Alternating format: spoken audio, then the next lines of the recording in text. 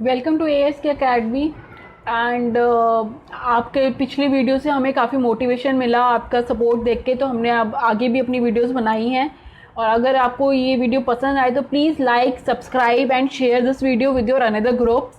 और please videos को शुरू से लेके एंड तक देखा कीजिए, क्योंकि तभी आपको समझ में आएगा। एज बीच बीच में स्किप करके देखोगे या जस्ट ग्लिम्स लोगे तो आपको समझ में चीज़ें नहीं आ पाएंगी उतने अच्छे से। तो it is better for you कि आप शुरू से लेके एंड तक वीडियोस देखो ये वाली।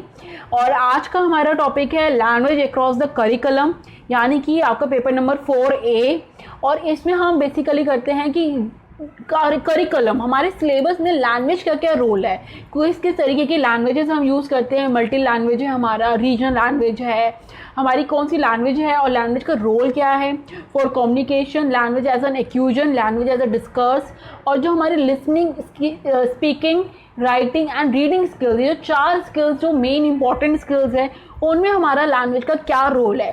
ये जो टॉपिक है ये बहुत ही इंटरेस्टिंग टॉपिक है, क्योंकि इसको पढ़ने में भी बहुत मज़ा आता है कि आपकी रीजनल लैंग्वेज है, मल्टी लैंग्वेज है। India is a country of culture, different different cultures है, डिफरेंट डिफरेंट लैंग्वेजेस है। तो उसको हम एक करिकुलम में स्कॉलास्टिक और स्कॉलास्टिक दोनों चीज़ों में कैसे लाया जाता है। So let's come to our video of several questions of language across the curriculum. And I hope कि ये वीडियो आपको पसंद आए और आपको आपके एग्जाम्स के लिए हेल्प आउट करे। So let's watch out our videos and some questions of language across the curriculum. Let's come to the video, please. So हमारा सबसे पहला क्वेश्चन है लैंग्वेज अक्रॉस द करिकुलम का। What do you understand by the curriculum? Curriculum की definition सबसे पहले आपको पता होना चाहिए। एज अ टीचर भी आप करिकुलम बनाओगे भी, करिकुलम को पढ़ोगे भी कि करिकुलम होता क्या है। क्या ये एक सिलेबस है? Option A. Option B the course of a race.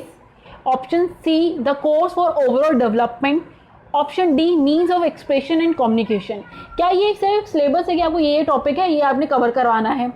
The course of a race, क्या ये एक ऐसा कोर्स है जो कि आपकी रेस है कि जिसको हम आगे आगे बढ़ाते जाते हैं एक तरीके से, या फिर ये एक ऐसा कोर्स है या एक ऐसा प्रोजेक्ट है जिसमें आपकी ओवरऑल डेवलपमेंट हम करते हैं कि हम स्टूडेंट को ओवरऑल डेवलप कर रहे हैं, या एक एक्सप्रेशन या कम्युनिकेशन है। तो इसका आंसर है हमारा ऑप्शन बी, यानी कि the course of a race. ये एक ऐसा कोर्स है जिसको हम अधिक से अधिक बढ़ाते जाते हैं, जिसमें हमारी क्षमताएं भी बढ़ती हैं और मानसिक विकास भी बढ़ता है हमारा। फिर हमारा दूसरा क्वेश्चन आ जाता है इसमें, what does LAC stands for. Acronyms basically हमारी जितनी भी यूज़ होती है उसके आपको पता होनी चाहिए फुल फॉर्म। इसमें एक सिंगल लेटर भी पूछा जा सकता है और पूरी एक्रोनिम भी पूछी जा सकती है। Option A language across the curriculum. Option B language and curriculum. Option C language discourse. Option D none of these. तो आपके पेपर से ही आपको पता चल जाएगा कि इसका आंसर है ऑप्शन ए, यानी कि लैंग्वेज अक्रॉस द करिकुलम। फिर आपका तीसरा सवाल आ जाता है यहाँ पे, the scientific study of language is known to be what. Language की जब हम कोई साइंटिफिक स्टडी करते हैं तो उसे हम क्या बोलते हैं। Option A anthology. Option B linguistic. Option C language. Option D literature. Anthology होता है पोएम्स की कलेक्शन, जब हम किसी पोएम्स की कलेक्शन को पढ़ते हैं तो वो हमारा एंथोलॉजी होता है। लिंग्विस्टिक को हम कहते हैं जब हम किसी भाषा, लिंग्विस्टिक का मतलब ही भाषा होता है, जब हम भाषा का ज्ञान पढ़ते हैं तो उसे हम कहते हैं लिंग्विस्टिक। तो इसमें हमारा ऑप्शन बी जो है लिंग्विस्टिक हमारा आंसर बनेगा। लैंग्वेज तो खुद ही एक भाषा होगी, किसी भी एक भाषा को पढ़ना। लिटरेचर होते हैं जो हमारे किरदार होते हैं, फिक्शनल कैरेक्टर्स होते हैं, उनके बारे में पढ़ना। तो इसमें हमारा ऑप्शन बी जो है कि एक साइंटिफिक तरीके से भाषा को पढ़ना, वो हमारा आंसर बनेगा। We all talk about the NCERT, UGC, NCTE, तो इनकी फुल फॉर्म्स पता होनी हमारे लिए बहुत ही ज़्यादा ज़रूरी है। और NCERT, SCERT as a teacher तो आप इनकी वर्कशॉप भी अटेंड करते होंगे, इन्हीं से हमारी यही बुक्स भी हमारी लगती हैं, बेस ऑफ स्टडी हमारा यही है, तो इसकी फुल फॉर्म पता होनी बहुत ही आवश्यक है। Option A National Council of Education Research and Training. Option B National Council of Education. Option C National Education and Research Centre, या option D National Education and Council. तो इसका आंसर हो जाएगा ऑप्शन ए, यानी National Council of Education Research and Training. फिर हमारा पांचवा सवाल आता है, एज अ टीचर आप सभी वुड बी टीचर्स हैं। तो as a teacher according to you what are the scopes of languages, languages पढ़ के हमें मिलेगा क्या, स्कोप्स क्या है लैंग्वेजेस पढ़ के। Social integration and integrity, society में हमारा इंटीग्रेशन होगा या इंटीग्रिटी होगी। Option B communication and literature, option C rules and regulation of institution, या option D job school business and transdisciplinary programmes. तो आपको देखकर ही पता चल रहा होगा स्कोप्स मतलब इससे हमारे बेनिफिट्स, इसके बाद हम ये कर सकते हैं। हम कहते हैं ना कि बीएड के बाद हमारे स्कोप्स क्या है कि हम टीचिंग लाइन में जा सकते हैं, हम एजुकेशनिस्ट बन सकते हैं, हम प्रिंसिपल लाइन में जा सकते हैं, हम ये सब बन सकते हैं। उसी तरीके से लैंग्वेज जो पढ़ता है वो व्यक्ति job school business and transdisciplinary programmes के लिए सक्षम होता है। तो हमारा आंसर आएगा ऑप्शन डी, यानी job school business and transdisciplinary programmes. फिर आ जाता है हमारा सवाल number 6, what do you understand by hidden curriculum. Hidden curriculum से आपका क्या तात्पर्य है।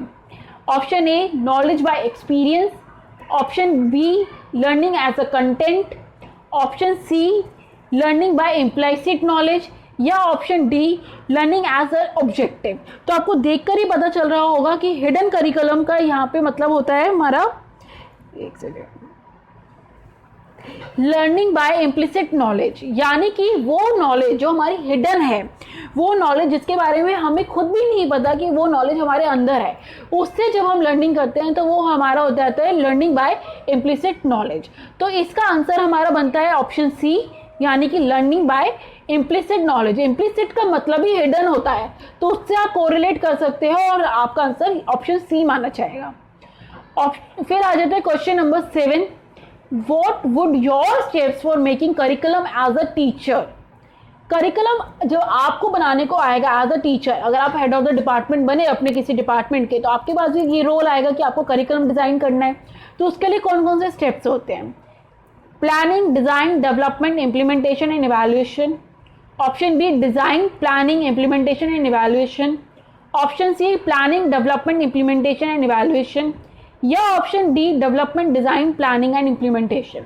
तो इसका आंसर आएगा आपको ऑप्शन डी। ऑप्शन ए, पहले आप प्लानिंग करोगे, फिर उसे अच्छे से डिज़ाइन करोगे, फिर उसे अच्छे से डेवलपमेंट करोगे कि क्या क्या इसमें डेवलप किया जा सकता है और क्या क्या नहीं किया जा सकता, फिर उसे इम्प्लीमेंट करोगे और फिर उसे इवैल्यूएट करोगे। तो इसका आंसर आएगा ऑप्शन ए, यानी कि planning design development implementation and evaluation would be your steps for making curriculum as a teacher. फिर आ जाता है सवाल नंबर हमारा 9वां, सवाल नंबर 8 हमारा, जिसमें है LAC language across the curriculum की डेफिनेशन। अभी होता क्या है, linking different forms and aspects of language education within school, linking culture and different society development in education, linking language with other subjects, या ये सभी। तो अगर आप देखो तो लैंग्वेज को हम बेसिकली इसलिए पढ़ते हैं ताकि जो जितने भी डिफरेंट फॉर्म्स और एस्पेक्ट्स है लैंग्वेज के एजुकेशन में, बेसिकली स्कूल्स में हम वो बच्चों को पढ़ा सकें। लैंग्वेज अक्रॉस द करिकुलम का मेन मोटिव यही होता है कि हमारे जो एजुकेशन है उसमें हर तरीके की language with in the school जो भी यूज़ हो रही है वो बच्चों से हम कम्युनिकेट कर सकें, टीचर्स को हम कम्युनिकेशन में अप्लाई कर सकें। तो इसमें आ जाएगा हमारा option A, linking different forms and aspects of language education within school. फिर आ जाता है सवाल number 9, what do you understand by the term first language acquisition. Acquisition का इधर मतलब होता है जो कि बच्चा वो लैंग्वेज या वो भाषा जो बच्चा बचपन से सीखता हुआ आ रहा है। तो इसे फर्स्ट लैंग्वेज का क्या रोल होता है, कहाँ से सीखता है सबसे पहली लैंग्वेज अब बच्चा, वो हम देखते हैं। Option A, language learn by the children by neighbourhood, option B, language learn by the children naturally since birth, option C, language learn by the children at school, या option D, new language learn by the children. तो इसका answer होगा हमारा option B, यानी कि language learn by the children naturally since birth. पैदा होते ही जो वो भाषा सुनता है वो उसकी सबसे पहली लैंग्वेज होती है। एक्यूजन का मतलब ही वो होता है जो बच्चा बचपन से ही लैंग्वेज अपनी सीखता आ रहा हो, सिंस बर्थ। तो इसका है language learn by the children naturally since birth, option B is our answer. फिर आ जाता है हमारा सवाल number 10, what would be your communication strategy for second language learners. Second language के लिए लर्नर्स की क्या स्ट्रैटेजीज होगी। सीमेंटिंग अवॉइडेंस, एडवांस फ्लुएंसी या मोटिवेशन या ये सभी। तो इसके कम्युनिकेशन के लिए हमारे पास कौन सी स्ट्रैटेजीज होनी चाहिए? इसका आंसर है ऑप्शन ए, यानी सीमेंटिंग अवॉइडेंस। यानी कि सीमेंटिक होता है हमारा जब हम वर्ब्स, ग्रामर ये सब देखते हैं। जब सेकेंड लैंग्वेज हम किसी को पढ़ा रहे होते हैं तब हम ग्रामेटिकल उसे नहीं देखते, हम सिर्फ ये देखते हैं कि उसे उस तरीके की लैंग्वेज आनी चाहिए जिससे कि वो कम्युनिकेशन में सफल हो, वो अपनी भाषा को समझाने में सफल हो और हम उसकी भाषा को समझने में सफल हो।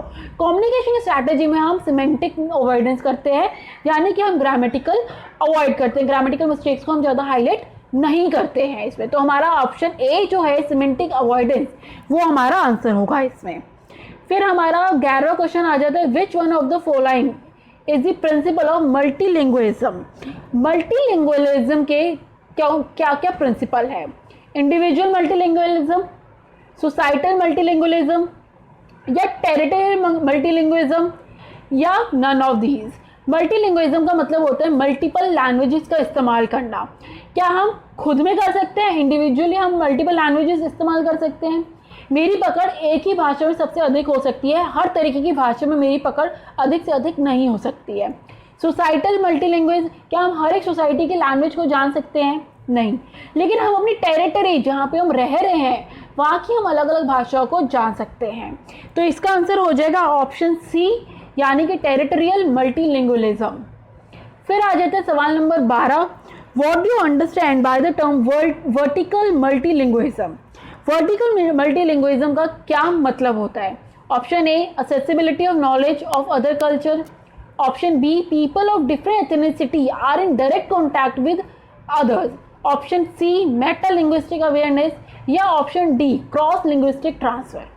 तो वर्टिकल मल्टीलिंगुइज्म का मतलब होता है कि वर्टिकली आपकी लैंग्वेज किस तरीके से मल्टीप्लाई होती जा रही है। तो जब हम अलग अलग लोगों से मिलते हैं, डिफरेंट एथनिसिटी के लोगों से मिलते हैं, डिफरेंट एथनिसिटी मतलब डिफरेंट कल्चर के लोगों से जब हम मिलते हैं, डायरेक्टली उनके कॉन्टैक्ट में आते हैं, तो हम एक दूसरे की भाषा समझ पाते हैं, एक दूसरे को अपनी भाषा समझा पाते हैं। तो इसका आंसर हो जाएगा ऑप्शन बी, यानी कि people of different ethnicity are in direct contact with others. जैसे कि हम राजस्थान जाएंगे तो हमें राजस्थानी भी समझ में आ जाएगी और हम उन्हें हिंदी भी समझा सकेंगे। जब हम अगर गुजरात जाएंगे तो हम गुजराती भी समझा सकते हैं। अलग अलग कल्चर के लोगों से जब हम मिलते हैं तो उनसे हम डायरेक्ट कॉन्टैक्ट करके उनकी भाषा को समझ भी पाते हैं और अपनी भाषा को समझा भी पाते हैं। फिर आ जाता है क्वेश्चन नंबर आपका 13 कि when was the 3 language formula establish. 3 language formula मैकमथले ने एस्टैब्लिश किया था और ये कब किया था इसके बारे में हम देखेंगे। ऑप्शन ए, नवंबर 1996, ऑप्शन बी, सितंबर 1956, ऑप्शन सी, मार्च 1999, ऑप्शन डी, जून 1996। तो इसका आंसर है हमारा सितंबर 1956 में हमारा 3 लैंग्वेज फॉर्मूला एस्टैब्लिश हुआ था, जिसमें हमारी मदर लैंग्वेज थी हमारी फर्स्ट लैंग्वेज, सेकेंड लैंग्वेज थी हमारी रीजनल लैंग्वेज और जो थर्ड लैंग्वेज थी वो थी हमारी इंग्लिश। तो ये कब एस्टैब्लिश हुआ था? ये हमारा था सितंबर 1956 में। फिर आ जाता है सवाल number 14, what does EFL stands for. EFL किस चीज़ के लिए स्टैंड करता है? ये बहुत ही अप्लाइड बेस्ड क्वेश्चंस होते हैं। अगर आपने ये एक्रोनिम पढ़ा होगा तो आपको ये डायरेक्टली क्वेश्चंस पता होंगे या आपको उनकी डेट याद होगी। Option A, English as a foreign language, option B, English as a foremost language, option C, English as a first language और option D, none of these. तो इसका आंसर हो जाएगा हमारा ए, English as a foreign language. English तो हमारी foreign language ही है ना, इसलिए तो वो इंटरनेशनल लैंग्वेज भी बोली जाती है। फिर आ जाता है सवाल number 15, as a teacher you all are would be teachers, so as a teacher if you are sharing frames in which knowledge is built but unquestioning what kind of classroom you are having. जिसमें आप अपनी knowledge तो share कर रहे हो लेकिन आप questions नहीं कर रहे हो बच्चों से, तो वो किस तरीके का क्लासरूम कहलाया जाता है? कंट्रोल क्लासरूम, क्या इस तरीके की क्लासरूम आपकी कंट्रोल रहती है? डिस्प्यूटेशन टॉक, क्या इस तरीके से आपके डिस्प्यूटेड रहते हैं? एक्सप्लोरेटरी टॉक, क्या इस तरीके से बच्चों को एक्सप्लोरेटरी मतलब होता है कि खुद से बोलने की क्षमता, किसी भी टॉपिक पे आप एक्सप्लोरेटरी हो सकते हो, या क्यूमुलेटिव टॉक। तो इसका आंसर है हमारा ऑप्शन डी, क्यूमुलेटिव टॉक, यानी कि एक ही बंदे की नॉलेज आपको मिलती रहती है और आपको ना सवाल पूछने की ज़रूरत होती है ना ही वो आपसे कोई सवाल पूछता है। फिर सवाल number 16, what is the role of a teacher in classroom discuss. Discuss का मतलब होता है कि एक लैंग्वेज को आप किस तरीके से ग्रास्प कर पा रहे हो, किस तरीके से अपने अंदर ला पा रहे हो। तो इसमें क्या आता है, फैसिलिटेट लैंग्वेज डेवलपमेंट अपॉर्चुनिटी, अगर हम स्टूडेंट को लैंग्वेज डेवलपमेंट की अपॉर्चुनिटी दें। ऑप्शन बी, मेंटोरिंग, अगर हम किसी स्टूडेंट को मेंटोर करें। Option C, control the learning acquisition, कि बच्चा कहाँ से लर्न कर रहा है। लर्निंग एक्यूजन सिंस बर्थ वो कौन सी लैंग्वेज से वाकिफ़ है, उस लैंग्वेज का पता करे। तो अगर आप देखोगे, अगर आप ये तीनों अपनी क्लासरूम में लेके आओ, ये तीनों एलिमेंट्स, तो आपका क्लासरूम डिस्कस कंप्लीटली फुलफिल होता है। तो इसका आंसर आएगा ऑप्शन डी, यानी कि all of the above.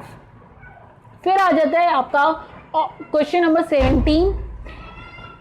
Question number 17 है आपका, as a teacher if you allowing your student to have a self study under the supervision of faculty, what kind of instruction you are using. अगर आप अपने बच्चों को कह रहे हैं कि आप आज सेल्फ स्टडी करोगे, क्लास में आपकी कोई पढ़ाई नहीं हो रही है, तो वो किस तरीके की इंस्ट्रक्शनल स्ट्रैटेजी होती है आपकी। एक्सपेरिमेंट इंस्ट्रक्शन, इसमें आप कोई एक्सपेरिमेंट कर रहे हो। इनडायरेक्ट इंस्ट्रक्शन, क्या आप अपने इंस्ट्रक्शन इनडायरेक्टली स्टूडेंट्स को दे रहे हो। इंडिपेंडेंट इंस्ट्रक्शन, क्या स्टूडेंट इंडिपेंडेंट है अपनी इंस्ट्रक्शन अपनी नॉलेज को लेने के लिए, या इन तीनों में से कुछ भी नहीं। तो इसका आंसर आएगा ऑप्शन सी, यानी कि इंडिपेंडेंट इंस्ट्रक्शन, क्योंकि सेल्फ स्टडी आपकी इंडिपेंडेंटली होती है। फिर आ जाते हैं सवाल number 18, what is the purpose of speaking skill in education. Speaking skill का क्या पर्पस होता है।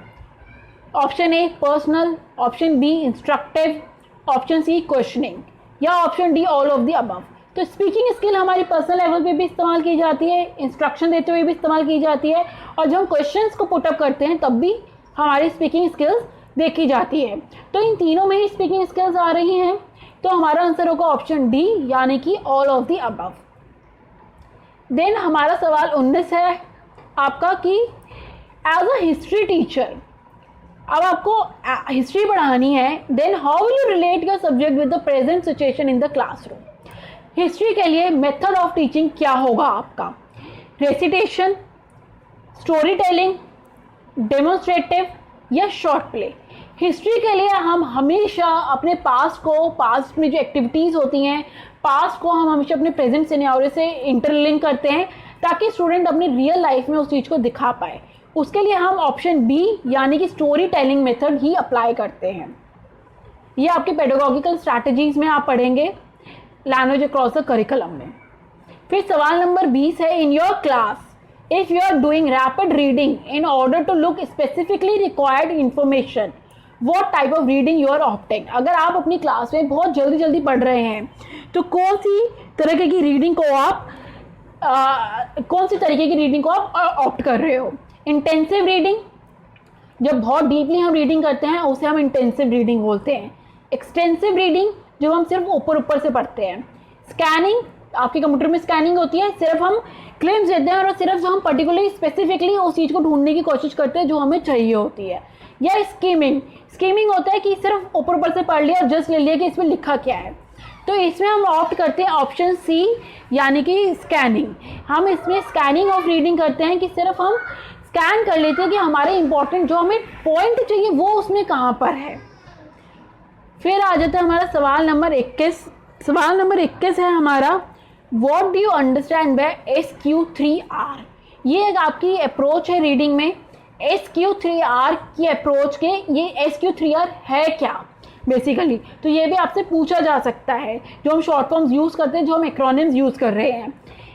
Option A extension of relevant information, option B survey questioning reading reciting and review, option C solution questioning skimming survey and review, या option D सारा। मतलब ये तीनों option अगर आप देखो SQ और 3R है, तो ये सिर्फ हमारा ऑप्शन बी में है, survey questioning reading recite and review. तो हमारा ऑप्शन बी है इसका answer, survey questioning reading recite and review. फिर हमारा आ जाता है सवाल नंबर 22वां, which one of the following is the characteristics of writing skill. इनमें से कौन सा करेक्टरिस्टिक है राइटिंग स्किल। जब हम राइटिंग स्किल को अप्लाई करते हैं तो क्या हम कौन सा करेक्टरिस्टिक्स को अप्लाई करते हैं। Option A effective communication, option B readable text, option C proficiency, या ऑप्शन डी कॉन्शियसनेस। जब हम राइट कर रहे होते हैं तब हम अपनी कॉन्शियसनेस को अलाउ करते हैं कि जो हमारे अंदर की चीज़ें हैं, जो हम अंदर से महसूस करते हैं, वो चीज़ें हमारी ऑन पेपर आए। तो हमारा ऑप्शन डी कॉन्शियसनेस हमारा इसका आंसर होगा। फिर आ जाता है हमारा सवाल नंबर 23, यानी कि as a teacher if you are looking for writing as a communicative message और इंफॉर्मेशन, तो आप कौन सी स्किल को अप्लाई करोगे? फ्लुएंसी स्किल, क्या वो जो राइटिंग पार्ट है वो फ्लुएंट होना चाहिए? Option B creative skill, option C comprehensibility skill, या option D micro skill of writing. तो इसमें स्किल ऑफ राइटिंग जिसने पढ़ा होगा उसको पता होगा कि इसका आंसर है ऑप्शन सी कॉम्प्रहेंसिबिलिटी स्किल। फिर question number 24, what do you understand by the phase 3 of writing mechanism? Writing mechanism के जो थर्ड फेज है उसमें हम क्या क्या करते हैं? Option A revise, editing, proof reading, reconstructing, final drafting and evaluation. Option B revise, edit, drafting and review. Option C research, organise and composition, या ऑप्शन डी ये सभी। तो आपको देखते ही पता चल जाएगा इसका आंसर है ऑप्शन ए। हम पहले रिवाइज करते हैं, फिर उसमें एडिटिंग करते हैं, फिर एक प्रूफ रीडिंग करते हैं, फिर उसको दोबारा से रिकंस्ट्रक्ट करते हैं और फिर एक फाइनल ड्राफ्ट बनाते हैं और फिर उसको इवैल्यूएट करते हैं। ये होता है राइटिंग का मैकेनिज्म। और इन्हीं मैकेनिज्म को देखते हुए हमारी सारी बुक्स पब्लिश होती हैं, हमारा कोई भी आर्टिकल पब्लिश होना होता है किसी मैगजीन में, तो ये सारी चीज़ें उसमें मैकेनिज्म का रोल प्ले करती हैं। फिर आ जाते हैं क्वेश्चन नंबर आपका 25, if you are doing any investigation what type of report you will prepare? तो अगर किसी चीज़ का इन्वेस्टिगेशन कर रहे हो तो किस तरीके की रिपोर्ट आप बनाओगे? Option A narrative report, option B accidental report, option C specialised report, या ऑप्शन डी एनालिटिकल रिपोर्ट। तो ये इन्वेस्टिगेशन पे हम बनाते हैं स्पेशलाइज्ड रिपोर्ट जो सिर्फ उस इन्वेस्टिगेशन से रिलेटेड होती है। फिर हमारा नेक्स्ट क्वेश्चन, क्वेश्चन नंबर 26 है, what would be your content of the review? Review के लिए आपका क्या क्या कंटेंट उसमें आना चाहिए? Option A introduction, option B body, option C conclusion, या ये सभी। तो अगर आप कंटेंट का रिव्यू कर रहे हैं तो उसमें आप इंट्रोडक्शन ऑफ टॉपिक भी करेंगे, टॉपिक की बॉडी भी तैयार करोगे, उसके बाद उसका कंक्लूजन भी दोगे। तो ये तीनों ही चीज़ें आनी चाहिए। तो आपका जवाब जो होगा वो होगा ऑप्शन डी, यानी कि ऑल ऑफ दी अबव, ये तीनों ही। फिर हमारा आखिरी सवाल है, the most important statement in the whole essay is known to be. आप कोई भी ऐसे पढ़ते हो या हम कोई भी अपनी आर्टिकल लिखते हैं तो उसका एक हमारा मेन मोटिव होता है, एक मेन पर्पस होता है। जब हमें वो पूरे ऐसे से जब हम एक इम्पॉर्टेंट स्टेटमेंट, एक हम कह लो कि एक मॉरल ऑफ द आर्टिकल या मॉरल ऑफ द ऐसे निकाल लेते हैं, तो वो कौन सी स्टेटमेंट होती है हमारी? Option A analytical statement, option B thesis statement, option C processive statement, या ऑप्शन डी जनरल स्टेटमेंट। वो हमारी थीसिस स्टेटमेंट होती है। Option B thesis statement. Thesis का मतलब होता है मेन, आपका एक मेन आपको इंपॉर्टेंट स्टेटमेंट दिया है या इंपॉर्टेंट आपको टॉपिक दिया है, उसके ऊपर आपने वो स्टेटमेंट को जज किया है। इसलिए जब हम पीएचडी वगैरह करते हैं तो हमसे थीसिस लिखवाई जाती है, एक पर्टिकुलर टॉपिक के ऊपर रिसर्च करवाई जाती है। तो इसमें होगा हमारा ऑप्शन बी, यानी thesis statement. And if you like our video, kindly subscribe it, share it and share it with your other friends also. Please इस वीडियो को लाइक करो, हमें भी सपोर्ट मिलता है, मोटिवेशन मिलता है आप लोगों से। हम भी मेहनत कर रहे हैं, आप भी अपना टाइम निकाल के वीडियो देख रहे हो, तो कुछ ना कुछ तो ज़रूर आपको बेनिफिशियली इसमें से मिला होगा। तो प्लीज़ हमें भी मोटिवेट करो ताकि हम आगे और ज़्यादा वीडियोज़ जनरेट कर सकें आप लोगों के लिए। और काइंडली सब्सक्राइब और अपने कमेंट सेक्शन में अपनी क्वेरीज भी आप हमें लिख सकते हैं। जितनी भी आपकी क्वेरीज है, कोई डाउट है तो वो आप हमें बता सकते हैं। Thank you so much.